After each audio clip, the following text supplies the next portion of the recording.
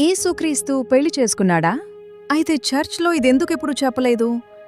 ఎందుకంటే ఈ మాట బైబిల్ చెప్పింది కాదు. కొన్ని non biblical books like ancient nastic writings, modern movies, novels, మరీ ముఖ్యంగా డవించీ కోడ్ లాంటి స్టోరీస్ వీటిని వెనకేసుకొచ్చాయి. అవి యేసు మేరీ మెగ్దలీనేతో సంబంధం కలిగి ఉన్నాడని, ప్రత్యేకంగా మాట్లాడాడని, ఆమెను సీక్రెట్గా పెళ్లి చేసుకున్నాడంటూ సీక్రెట్ వైఫ్ థియరీను క్రియేట్ చేసేశాయి. కానీ వీటిలో ఒకదానికి కూడా హిస్టారికల్ ఎవిడెన్స్ లేదు. మూవీస్, నావెల్స్ కేవలం ఎంటర్టైన్మెంట్ మాత్రమే. యేసును గూర్చిన వార్త లోకం వైపు నుంచి కాదు, కానీ బైబిల్లో నుంచే మనం వాటిని చూడాలి.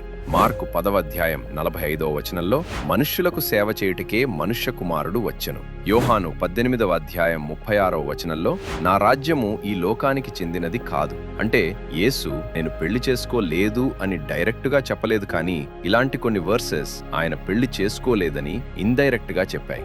మేరీ మ్యాగ్దలీన్ కేవలం ఆయన శిష్యురాలు మాత్రమే, రిలేషన్షిప్ కాదు. ఆమె యేసు పునరుద్ధానాన్ని మొదట చూసిన వ్యక్తి. అలాగే యేసు ఒక కుటుంబం నిర్మించుకోవడానికి ఈ లోకానికి రాలేదు.